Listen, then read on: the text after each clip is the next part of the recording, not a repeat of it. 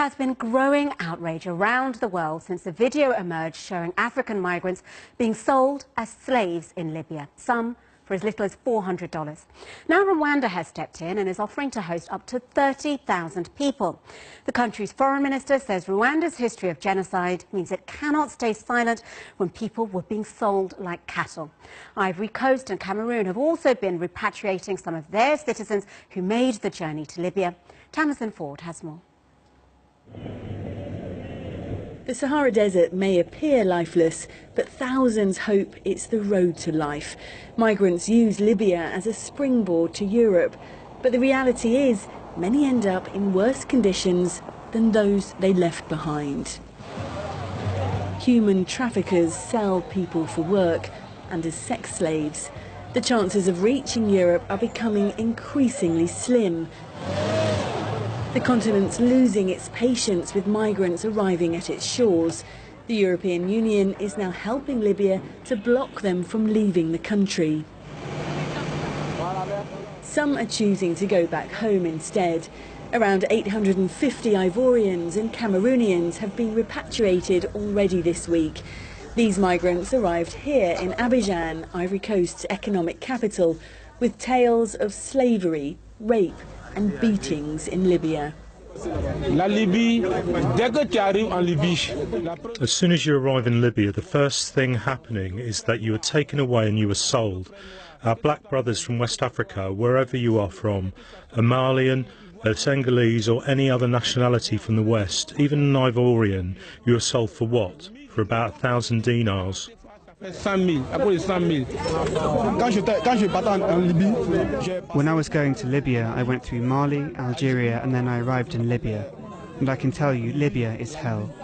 I don't encourage anyone, any Ivorian, to go to this place, because it really is hell. We've lost our brothers and sisters. I advise all Ivorians not to go there.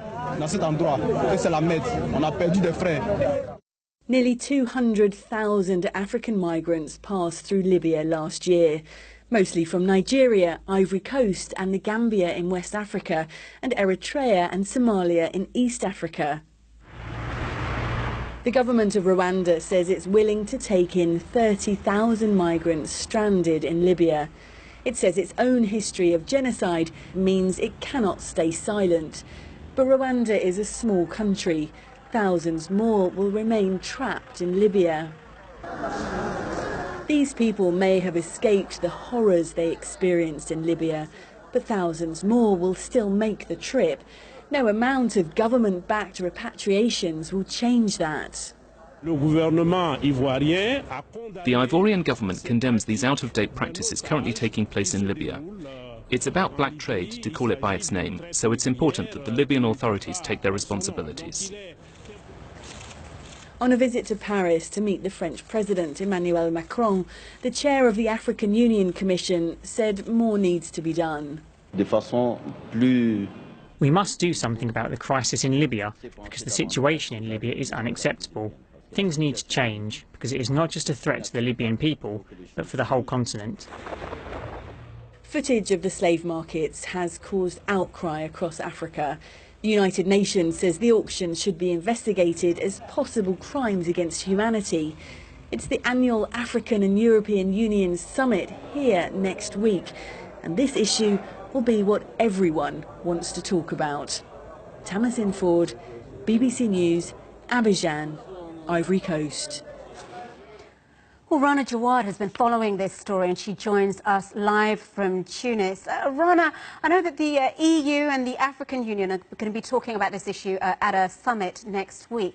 What actually can they try and get Libya to do?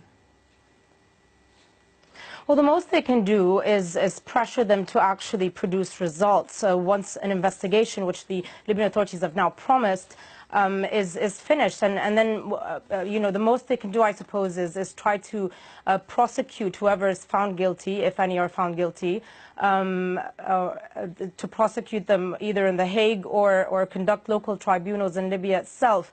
Now, today, the Libyan authorities in Tripoli, which is the internationally recognized government, remember there are several governments in Libya, have condemned again the recent investigation that that revealed the slave trade in Libya. They say they're investigating it. They've promised that whatever, if it proves to be true, they will bring perpetrators to court.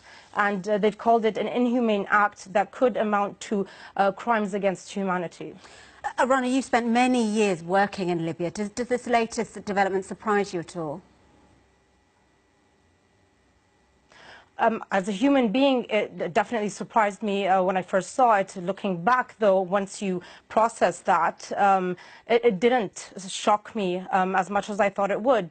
The fact of the matter is that I believe the foundations of the so-called slave trade in Libya were laid long before the chaos engulfed the country in 2011 under Gaddafi's rule. All the migrants I spoke to would tell me that the Libyans that they worked for, especially in fields like farming and in construction particularly, would confiscate their passports. There was limited freedom of movement. Sometimes they'd go unpaid after they finished the job. So some would point out that that is a form of slavery, or at least one step before slavery. So I think on some level it does not surprise me that it's now in the current chaotic state that Libya is in, essentially ruled by mafia-like armed gangs, that they've now taken the step to make an extra buck. All right, Rana, a really, really terrible story, but thank you for bringing us up to date with the latest.